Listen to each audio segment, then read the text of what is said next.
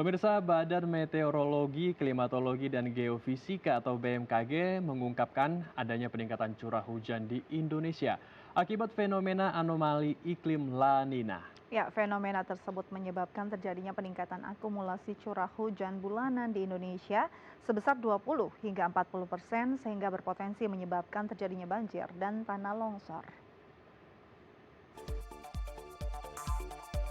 Dalam siaran persnya, Badan Meteorologi, Klimatologi, dan Geofisika atau BMKG mencatat La Nina bisa mengakibatkan cuaca ekstrim berupa hujan deras yang disertai angin kencang dan petir dalam periode sepekan ke depan.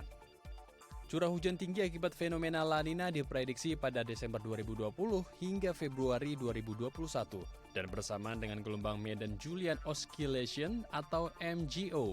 BMKG pun mengimbau masyarakat agar tetap waspada dan berhati-hati terhadap dampak yang dapat ditimbulkan kondisi cuaca ekstrim seperti banjir, tanah longsor, banjir bandang, genangan air, angin kencang, pohon tumbang, dan jalan yang licin.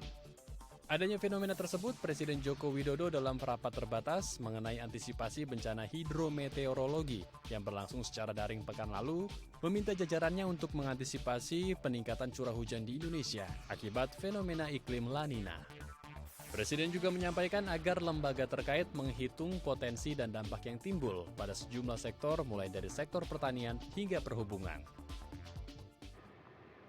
Ya, lalu apa yang harus diwaspadai masyarakat dengan adanya fenomena iklim La Nina ini? Untuk membahasnya kita telah terhubung dengan Bapak Indra Gustari, selaku Kepala Bidang Analisis Variabilitas Iklim BMKG. Selamat pagi Pak Indra, apa kabar Pak?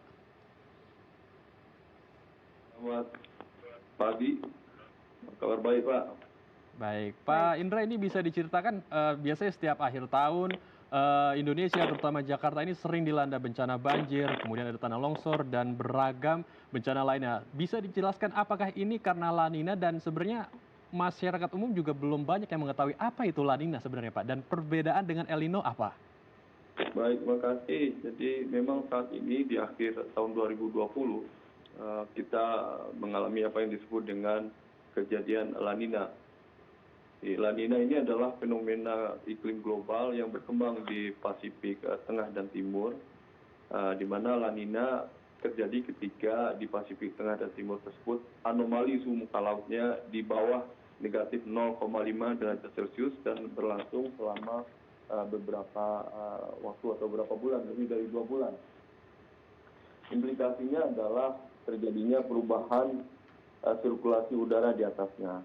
Dan secara yang nyata yang kita rasakan di wilayah Indonesia dari historisnya ini adalah kenaikan jumlah curah hujan di Pasifik Barat termasuk wilayah Indonesia.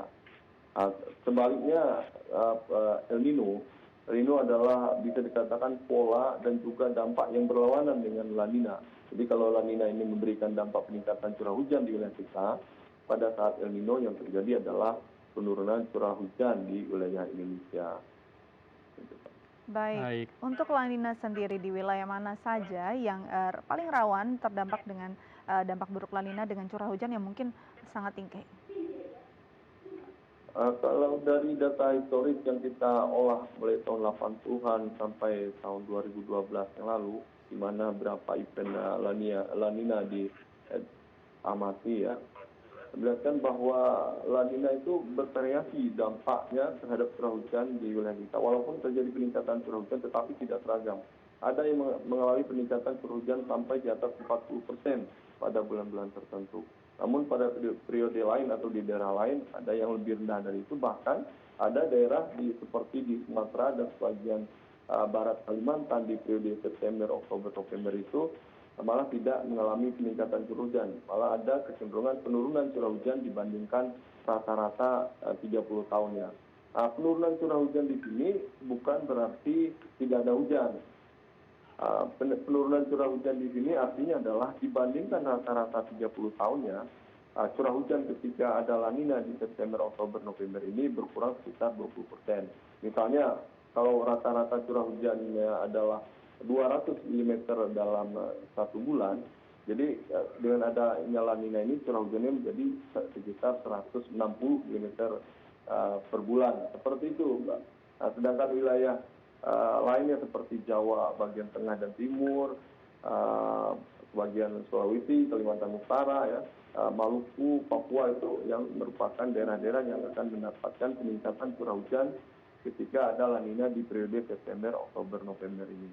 Kalau untuk periode Desember, Januari, Februari itu dampaknya juga akan berbeda. Daerah yang akan mendapatkan peningkatan curah hujan cenderung ke timur, yaitu di Sulawesi, Maluku, dan bagian Papua.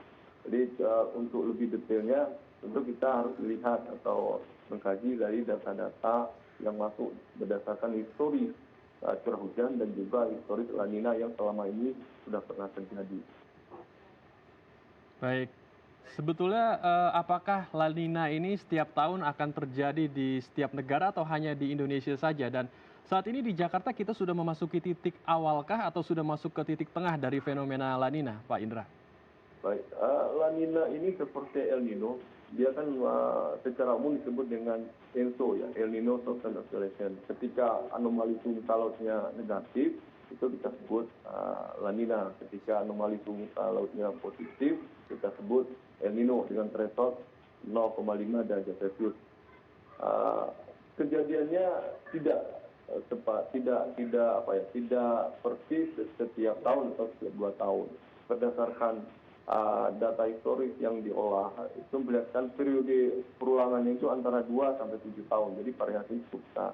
Bisa berulang setiap 2 tahun, juga bisa berulang setiap 7 tahun.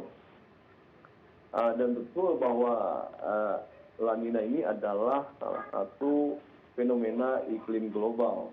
Oleh sebab itu dampaknya bukan hanya di wilayah Indonesia, atau bukan hanya di Pasifik Barat, tetapi juga terjadi di berbagai belahan bumi. Dampaknya juga tidak seragam.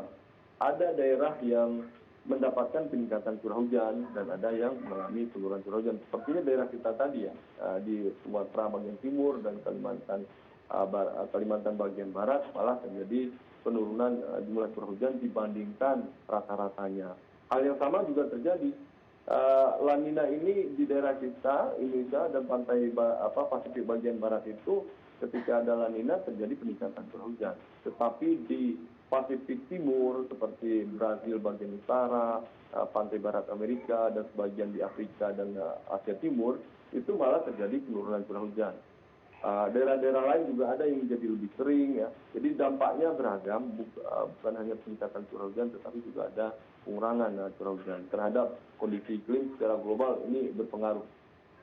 Baik, namun diperkirakan ini kira-kira puncak tertinggi atau peak paling tingginya itu dari fenomena La Nina di bulan apa, Pak Indra? Dan apa yang perlu diwaspadai atau dipersiapkan saat puncak tertinggi La Nina ini ada di Jakarta terutama?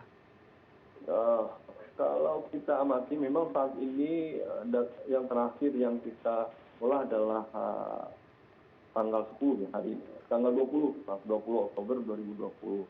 Berdasarkan observasi kita memang batas indeks dari suatu fenomena itu disebut La Nina adalah minus 0,5 derajat Celcius. Di bawah itu adalah La Nina. Bisa La Nina-nya moderat atau La Nina kuat. Kapan dia moderat? Ketika anomali suhu lautnya di bawah minus 1,0 derajat Celcius. Kalau kuat itu di bawah minus 2,0 derajat Celcius. Saat ini indeksnya berada pada minus 1,1. Artinya kita sudah berada pada fase La Nina moderat. Jadi dampaknya tentu semakin kalau intensitasnya semakin moderat secara kuat, tentu dampaknya akan semakin kuat.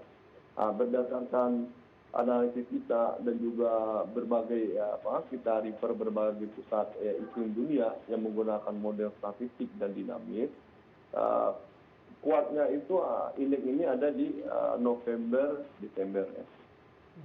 November Desember. Tetapi kalau dilihat dari dampaknya curah hujan di wilayah Indonesia, terkuat itu di Oktober dan November. Yang terbesar malah di Oktober. Contohnya untuk daerah Jawa. Daerah Jawa itu akan mendapatkan pengaruh terbesar dari La Nina berupa peningkatan curah hujan di bulan Oktober. Baik, jadi memang itu yang pertama. Yang kedua mungkin yang ingin kami tambahkan adalah bahwa di akhir tahun seperti Oktober November ini, selain fenomena La Nina sendiri, sebagian besar wilayah kita juga mengalami awal musim hujan. Jadi beberapa daerah itu mulai masuk musim hujan. Kalau La Nina ini pengaruh dari Pasifik tadi, kalau musim hujan kan pengaruh dari muson, yaitu angin musim yang bergerak dari Asia Australia atau dari Australia ke Asia.